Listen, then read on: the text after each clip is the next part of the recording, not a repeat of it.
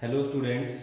आज के अपने इस लेक्चर में हम डिस्कस करने वाले हैं NCERT problems of acid basis and salts chapter. इस लेक्चर में हम इन टेक्स्ट प्रॉब्लम और जो चैप्टर के लास्ट में प्रॉब्लम्स दे रखी हैं इन सभी प्रॉब्लम्स को डिस्कस करेंगे। बच्चों में यहाँ पर क्वेश्चन नहीं लिख पाऊंगा क्योंकि बहुत ज़्यादा टाइम लग जाएगा इसमें, तो इस वजह से मैं क्वेश्चन नंबर डाल के आपको आंसर जो है वो बता रहा हूँ। आप अपनी एनसीईआरटी बुक्स में क्वेश्चन जो है वो रेफर कर सकते हैं। आइए हम स्टार्ट करते हैं पहले इन टेक्स्ट प्रॉब्लम से। फर्स्ट प्रॉब्लम जो हमें दी गई है, it says that you have been provided with 3 test tube. One of them it contains distilled water and the other two contain acidic solution and a basic solution respectively, and you are given only red litmus paper. How will you identify the contents of each test tube? तो बच्चों question में आपको दिया गया कि आपके पास 3 test tube हैं। इनको हम मान लेते हैं टेस्ट ट्यूब ए, बी और सी। इन तीनों टेस्ट ट्यूब में से किसी एक टेस्ट ट्यूब में हमें दे रखा है डिस्टिल्ड वाटर, किसी दूसरी टेस्ट ट्यूब में एसिडिक सॉल्यूशन दे रखा है और किसी तीसरे टेस्ट ट्यूब में हमें एक बेसिक सॉल्यूशन डाल के दिया हुआ है। अब हमें ये नहीं बताया गया कि किस टेस्ट ट्यूब में क्या चीज है, तो हमें इसको डिटेक्ट करना है। हमें ये पता लगाना है किस टेस्ट ट्यूब में हमें कौन सा सॉल्यूशन दिया गया है, और ये पता लगाने के लिए हमें सिर्फ एक चीज दी गई है, रेड लिटमस पेपर। तो बच्चों इस चीज का हम कैसे यूज करेंगे ये आइडेंटिफाई करने के लिए कि किस टेस्ट ट्यूब में क्या चीज हमें दी गई है। तो आइए हम इस एक्सपेरिमेंट को करके देखते हैं। हमने थ्योरी में ये बात पढ़ी थी, red litmus paper basic solution के अंदर अगर हम डिप करते हैं तो वो कन्वर्ट हो जाता है ब्लू में। तो ये थ्योरी के अंदर हमने पढ़ा था कि एसिड के अंदर रेड लिटमस पेपर जो है इसमें कोई चेंज नहीं आएगा, जबकि बेस के अंदर रेड लिटमस पेपर अगर हम डालते हैं तो ये ब्लू कलर में चेंज हो जाएगा। तो थ्योरी से हम इसी पॉइंट को यहां पर रिलेट करते हैं। अब हम क्या करते हैं, इस रेड लिटमस पेपर को हम सबसे पहले डिप करेंगे ए टेस्ट ट्यूब में। इसके अंदर हमने डिप किया और इसके बाद यहां पर हमें ऑब्जर्वेशन जो है वो नोट करनी है। क्या ऑब्जर्व किया आपने? तो मान लो ए टेस्ट ट्यूब में ये लिटमस पेपर डिप करने पर कोई भी चेंज नहीं आया, नो चेंज। ये हमने नोट कर लिया यहां पर ए टेस्ट ट्यूब में कोई चेंज नहीं आया। इसके बाद हमने बी टेस्ट ट्यूब में इसको डिप किया, तो सपोज बी टेस्ट ट्यूब में भी डिप करने पर कोई चेंज नहीं आता, नो चेंज। इसके बाद में हमने इसी लिटमस पेपर को तीसरी टेस्ट ट्यूब में डिप किया और तीसरी टेस्ट ट्यूब में डिप करने पर इसका कलर चेंज हो गया ब्लू। तो इससे हमें यह पता चलता है कि सी टेस्ट ट्यूब के अंदर एक बेसिक सॉल्यूशन प्रेजेंट है। तो ये ऑब्जर्वेशन इस बात की तरफ पॉइंट करता है कि we are having a basic solution in test tube C. ये पॉइंट क्लियर हो गया बच्चों आपको? वही थ्योरी से रिलेटेड पॉइंट है। Red litmus paper basic solution में डिप करने पर कलर चेंज कर लेता है और ब्लू कलर शो करता है। अब देखो ए टेस्ट ट्यूब और बी टेस्ट ट्यूब इन दोनों में ही ये रेड लिटमस पेपर कोई भी चेंज नहीं शो कर रहा था। तो अब हमें यहां पर ये नहीं पता कि इन दोनों में से किस में डिस्टिल्ड वाटर है और किस में एसिडिक सॉल्यूशन है। तो अब देखो हम यूज करेंगे इस ब्लू लिटमस पेपर का, जो इस बेसिक सॉल्यूशन में डालने पर कलर चेंज होके बना है। ये ब्लू लिटमस पेपर जो आपका कलर चेंज होने के बाद में बना, इस ब्लू लिटमस पेपर को हम क्या करते हैं, पहले तो ड्राई कर लेते हैं। इसको थोड़ी देर जो है वो हम ड्राई कर लेते हैं और ड्राई करने के बाद फिर से हम इसको इन 2 टेस्ट ट्यूब में अब डिप करेंगे। पहले हम इसको ए टेस्ट ट्यूब में डिप करते हैं, तो ये था हमारा स्टेप 1। इसमें हमने रेड लिटमस पेपर का यूज किया था। इसके बाद में हम कर रहे हैं स्टेप 2, इसमें हम यूज कर रहे हैं ब्लू लिटमस पेपर का। जब ब्लू लिटमस पेपर को हम डिप करते हैं ए टेस्ट ट्यूब में, तो यहां पर कोई चेंज नहीं आता इसके कलर में फिर से। लेकिन जब इस ब्लू लिटमस पेपर को हम बी टेस्ट ट्यूब में डिप करते हैं तो ये इसका कलर चेंज कर देता है रेड कलर में। तो इसका मतलब ये हुआ ब्लू लिटमस पेपर का कलर चेंज रेड कौन करता है? एसिड। तो इसके अंदर एक एसिडिक सॉल्यूशन प्रेजेंट है। इसमें एसिडिक सॉल्यूशन है और इसमें बेसिक सॉल्यूशन है, तो बच गया क्या? Distilled water. तो इसका मतलब इसमें डिस्टिल्ड वाटर था। तो बच्चों इस तरीके से आप इस इन टेक्स्ट प्रॉब्लम का आंसर आप लिख सकते हैं। First of all we use the red litmus paper, we dip it in the 3 test tubes given to us. In any one of the test tube it changes its color to blue. It becomes red, it changes from red to blue. That test tube is having basic solution. The other 2 test tubes, they do not show any change in color. And next, in second step, when this blue litmus paper is dipped in test tube A and B, one of the test tube it changes its color to red, and a blue to red color is shown by acidic solution. It means the test tube B is having an acidic solution. तो ये हो गया question number first का answer. अब इसके बाद में आ जाते हैं हम हमारी सेकंड इंटेक्स प्रॉब्लम पे।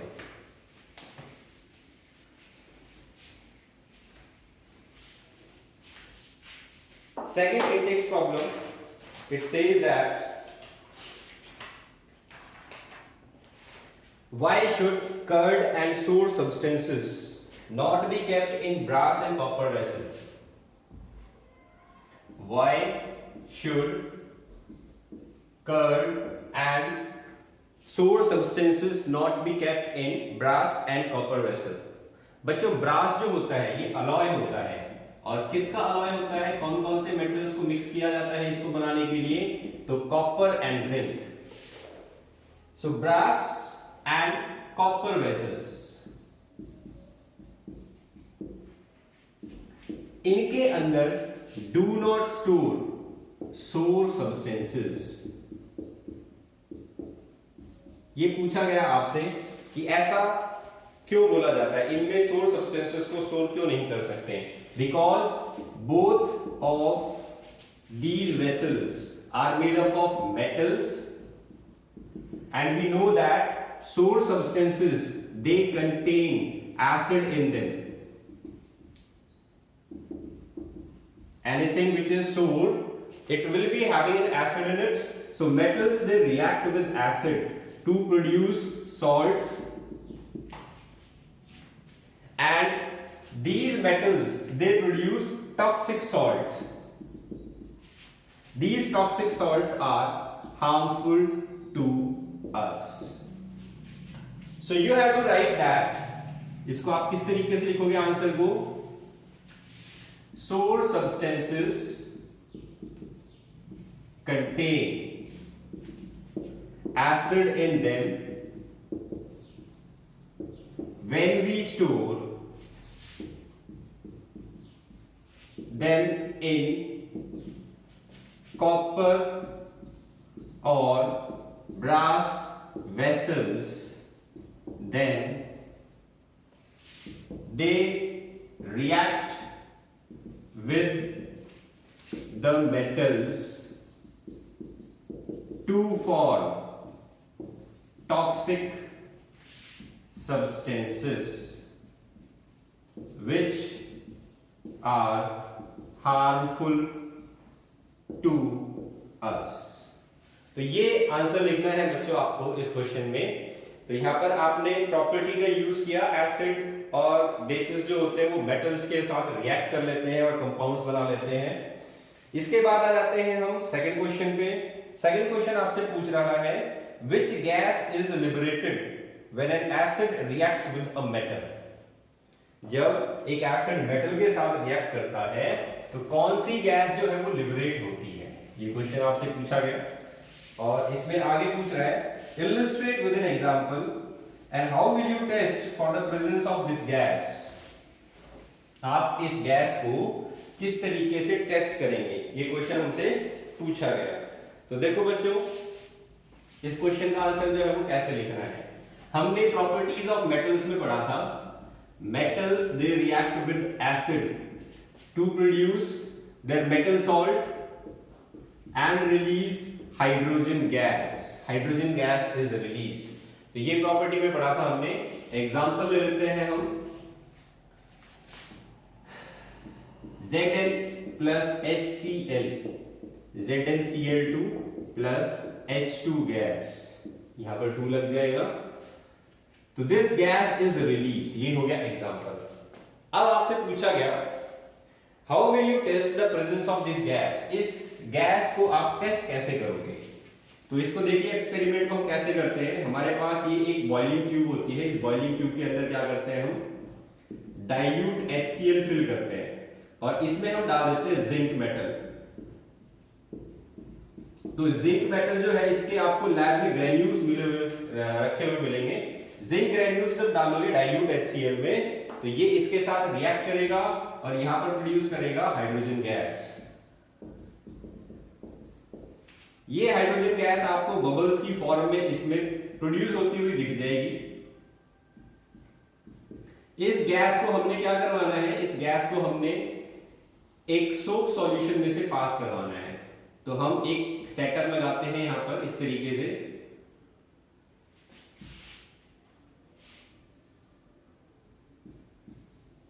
एक बीकर लेते हैं, इसके अंदर हम सोप सॉल्यूशन बनाते हैं। तो ये गैस जो यहां पर प्रोड्यूस हुई ये पास होती है इस सोप सॉल्यूशन में से और यहां पर जो है वो इसके बबल्स बनने लग जाते हैं। जब आप कोई बर्निंग कैंडल इस बबल के पास लेके आते हो तो यहां पर पॉपअप साउंड प्रोड्यूस होती है। ये पॉपअप साउंड जो है वो इसका डिटेक्शन मार्क है, मतलब कहीं पर भी अगर हाइड्रोजन गैस प्रोड्यूस होगी उसके बबल के पास अगर आप कैंडल लेके जाओगे तो वहां पर एक साउंड आएगी पॉप की। तो ये पॉपअप साउंड जो है वो इंडिकेशन है that hydrogen gas is being produced. तो आप ये एग्जांपल लिखने के बाद क्या लिखेंगे, the gas produced in this reaction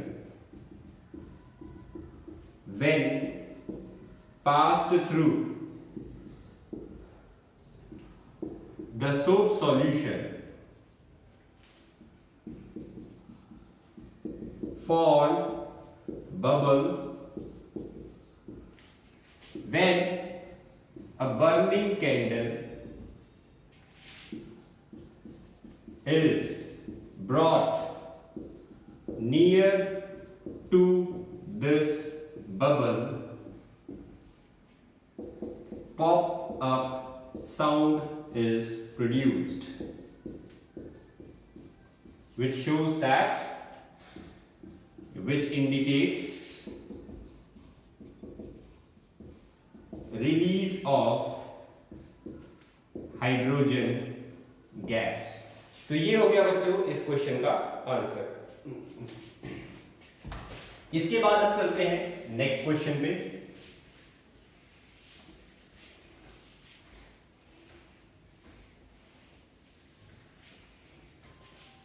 next question देखो बच्चों, metal compound A it reacts with dilute HCl to produce effervescence.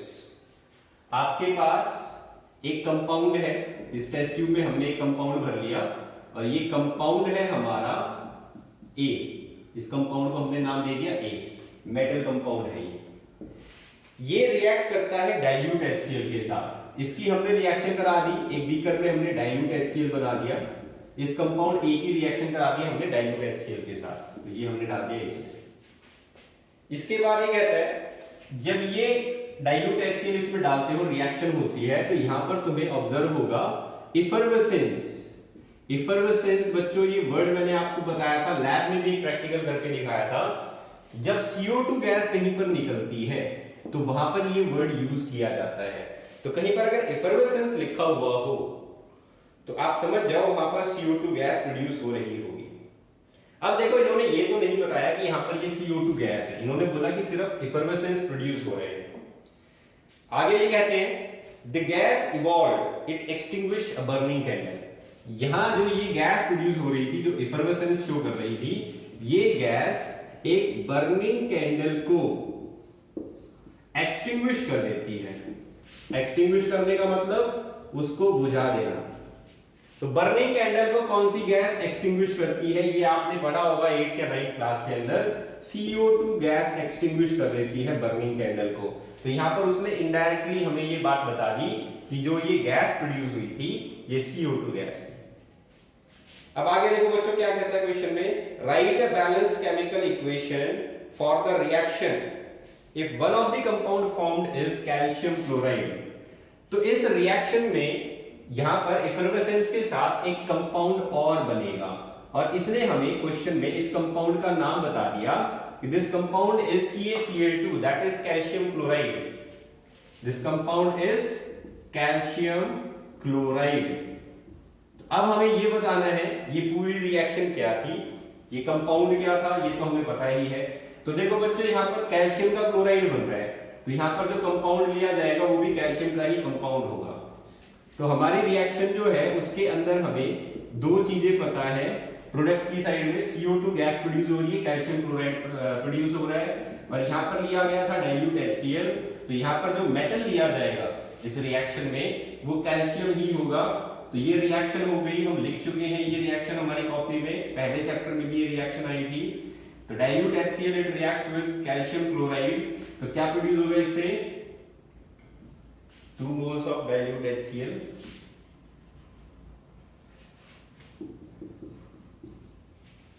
इस तरीके से ये रिएक्शन होगी, CaCO3 plus 2 moles of HCl it produces CaCl2 plus CO2 plus H2O। so this is the balanced chemical reaction for this chemical change taking place। तो इस तरीके से indirectly जो है वो आपको क्वेश्चन पूछा गया कंपाउंड का नाम बता के और गैस का इंडिकेशन बता के। तो ये हो गया बच्चा हमारा इंडेक्स प्रॉब्लम। इसके बाद में हम आ जाते हैं नेक्स्ट प्रॉब्लम पे, आप इसको नोट कर लेना।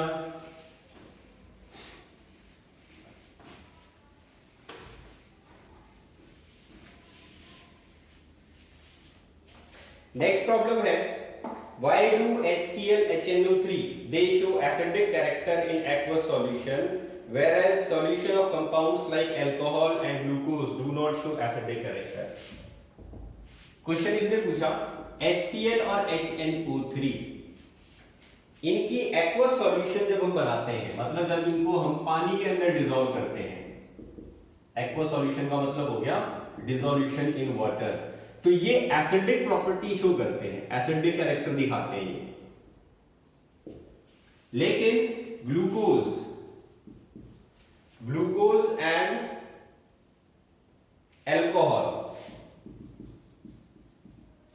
इनको जब हम पानी के अंदर डिसॉल्व करते हैं तो ये एसिडिक कैरेक्टर नहीं दिखाते। तो हमें ये बताना है कि ऐसा क्यों है। तो बच्चों आपको जब ये चैप्टर स्टार्ट किया था तब एक प्रॉपर्टी बताई थी, एसिड उस सब्सटेंस को बोला जाता है जो पानी में डिसॉल्व करने पर H+ आयन प्रोड्यूस करता है। HCl और HNO3 पानी में जब डाले जाते हैं तो ये H+ आयन प्रोड्यूस करते हैं, इस वजह से इनको एसिड बोला जाता है। तो आप इसको कैसे लिखेंगे, HCl इसको जब हम डालते हैं पानी के अंदर एक्वस सॉल्यूशन तो ये बनाते हैं H+ एक्वस और Cl- एक्वस, इसको आप एक्वस सॉल्यूशन का वाटर भी लिख सकते हैं, तो H2O। तो ये बन गया हमारे पास। कई बुक्स के अंदर इस H+ को H3O+ भी लिखा जाता है, एक ही बात है, इसको हाइड्रोनियम आयन ही बोला जाता है। तो आप इसको H+ भी लिख सकते हैं या H3O+ भी लिख सकते हैं। तो ये हो गया H+ आयन डोनेट, इस वजह से इसको बोला जाएगा एसिड। तो H+ आयन प्रोड्यूस कर रहा है इसीलिए इसको एसिड बोला गया। ऐसे ही HNO3 जो है इसको भी जब हम पानी के अंदर डालते हैं तो ये भी ब्रेक हो जाता है, H+ एक्वस और NO3- एक्वस। ये दोनों ही रिएक्शंस क्या प्रूव कर रही है कि ये chemical substance H+ ion produce कर रहे हैं। लेकिन अब अगर हम इसको देखें अल्कोहल, तो मान लो हमने ये वाला अल्कोहल ले लिया, इथेनॉल को जब हम पानी में डालेंगे तो ये ब्रेक नहीं होता, ये ऐसे ही डिसॉल्व हो जाता है पानी के साथ। तो इस वजह से इसके अंदर कोई भी H+ का आयन प्रोड्यूस ही नहीं हुआ। ग्लूकोज को हम लिखते हैं C6H12O6, ये सॉलिड होता है, इसको जब पानी में डिसॉल्व करते हैं तो ये भी एज इट इज पानी में डिसॉल्व हो जाता है और कोई भी H+ आयन रिलीज नहीं करता। तो क्योंकि यहां पर H+ आयन रिलीज नहीं हो रहा, no release of H+ ions, तो इस वजह से ये एसिड नहीं कहलाते। तो we can not say that they are acid in nature. तो ये हो गया बच्चों इस क्वेश्चन का आंसर। ये दोनों एसिड है due to their ability to release H+ ion, but glucose and ethanol या alcohol they do not produce H+ ion, hence their solution, aqueous solution is not acidic in nature. इसके बाद हम आते हैं next question पे। Why does an aqueous solution of acid conduct electricity? Next question आया, acid का solution electricity conduct करता है कैसे? तो देखो बच्चों, इलेक्ट्रिसिटी कंडक्शन कब होता है? दो ही केस में हो सकता है इलेक्ट्रिसिटी कंडक्शन। या तो तुम्हारे पास फ्री इलेक्ट्रॉन्स हो, कहीं पर भी अगर फ्री इलेक्ट्रॉन्स प्रेजेंट है तो वहां इलेक्ट्रिसिटी कंडक्ट हो जाएगी, या फिर हमारे पास फ्री आयंस हो, किसी सॉल्यूशन के अंदर फ्री आयंस होंगे तो भी इलेक्ट्रिसिटी कंडक्ट हो जाएगी। फ्री इलेक्ट्रॉन्स हमें देखने को मिलते हैं मेटल्स में, तो इसी वजह से मेटल्स जो होते हैं they are good conductor of electricity. अब देखते हैं हम एसिड सॉल्यूशन में क्या होता है, क्योंकि क्वेश्चन हमसे पूछा गया एसिड सॉल्यूशन जो है वो गुड कंडक्टर है इलेक्ट्रिसिटी का। तो देखो बच्चों, अभी हमने एग्जांपल लिया था HCl का। HCl को जब हम वाटर में डिसॉल्व करते हैं तो ये टूट जाता है इन आयंस में, और ये आयंस जो है वो फ्री होते हैं मूव करने के लिए। तो H+ ion, Cl- ion, H+ ion, Cl- ion, ये सभी आयंस फ्री है मूव करने के लिए। तो जब आप इलेक्ट्रिसिटी पास कराओगे इस सॉल्यूशन में से तो इन आयंस का मूवमेंट स्टार्ट हो जाएगा, और इसी मूवमेंट की वजह से यहाँ पर इलेक्ट्रिसिटी कंडक्शन देखने को मिलता है। तो आप क्या लिखेंगे यहाँ पर कि when acids are dissolved in water to produce their aqueous solution, so the aqueous solution of acid contain free ions in it, which is responsible for conduction of electricity। तो ये हो गया इसका आंसर। एसिडिक सॉल्यूशन इस वजह से good conductor of electricity होते हैं। अब आते हैं हम नेक्स्ट क्वेश्चन पे। नेक्स्ट क्वेश्चन देखो बच्चों,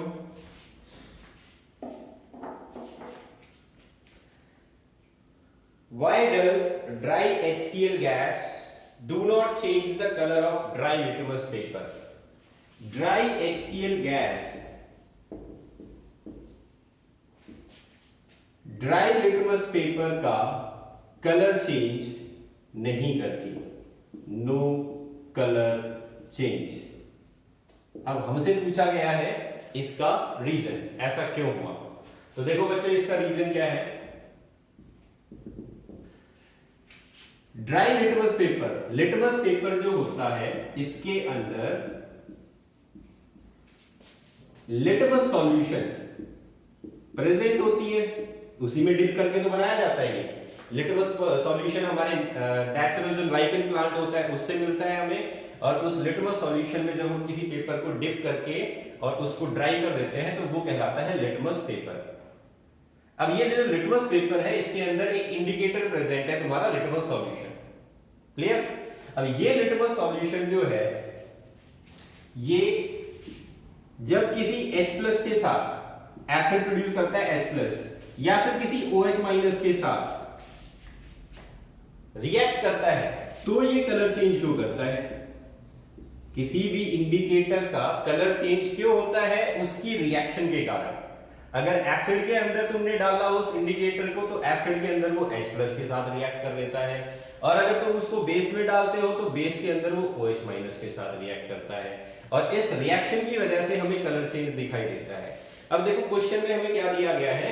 क्वेश्चन में हमसे बोला गया कि हमारा लिटमस पेपर ड्राई है और जो HCl गैस ली गई है वो भी ड्राई है, मतलब पानी है ही नहीं, और बिना पानी के एसिड टूट नहीं सकता। तो ये जो ड्राई HCl गैस हमने ली है ये do not dissociate without water, बिना पानी के ये डिसोसिएट नहीं हो सकती। तो जब आपने लिटमस पेपर को भी ड्राई ले लिया और गैस को भी ड्राई ले लिया तो HCl का डिसोसिएशन नहीं हो पाएगा, नो रिएक्शन, ये टूटेगा ही नहीं, H+ बनेगा ही नहीं, H+ इज नॉट फॉर्म्ड, और H+ नहीं बनेगा तो इस लिटमस सॉल्यूशन का या लिटमस पेपर का कलर चेंज नहीं होगा, तो नो कलर चेंज। तो अब आप इसको लिखोगे कैसे? इसको लिखना है इस स्टेटमेंट की फॉर्म में, because the litmus paper is dry and the HCl gas is also dry, hence this HCl gas it do not dissociate to produce H+ ion. Dry HCl gas do not dissociate to produce H+ ions, hence these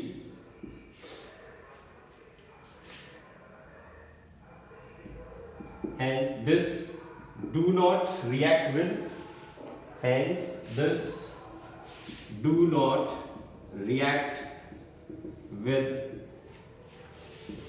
the litmus paper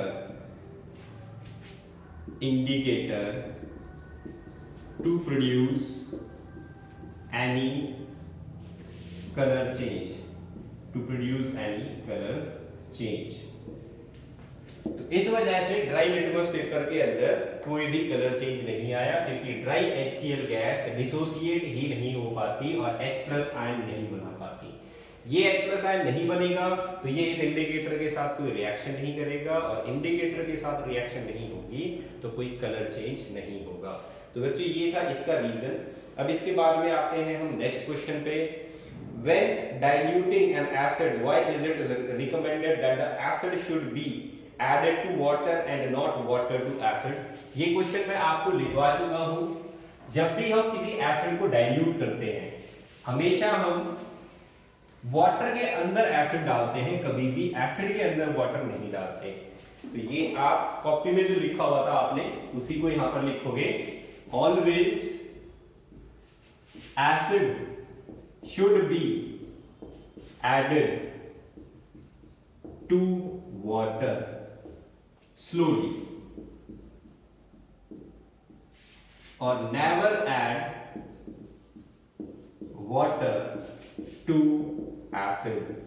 इसका reason बच्चों आपको लिखवाया था कि जब भी acid की और वाटर की रिएक्शन होती है तो ये हाईली एक्सोथर्मिक होती है, और अगर आप एसिड के अंदर वाटर डाल देते हो तो एकदम से रिएक्शन जो है वो बहुत ज्यादा हीट प्रोड्यूस कर लेती है, जिसकी वजह से रिएक्शन आउट ऑफ कंट्रोल हो सकती है, मिक्सचर हमारा बीकर से बाहर आ सकता है, या फिर हो सकता है कि उस हीट की वजह से बीकर फट भी जाए।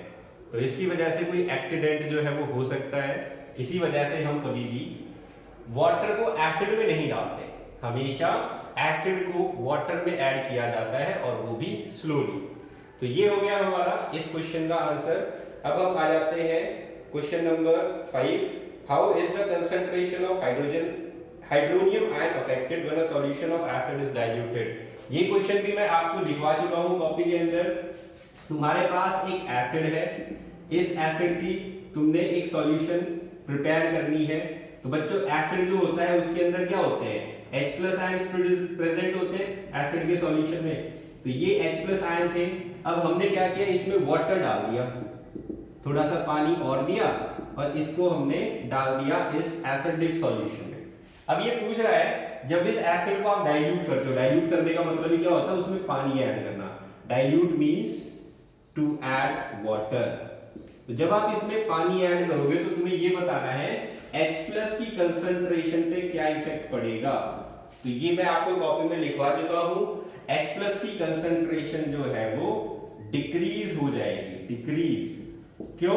क्योंकि कंसंट्रेशन ऑफ H+ का मतलब होता है number of H+ ion divided by volume of solution. तो वॉल्यूम बढ़ रही है लेकिन H+ आयन का नंबर नहीं बढ़ रहा, इस वजह से कंसंट्रेशन जो है वो कम हो जाएगी।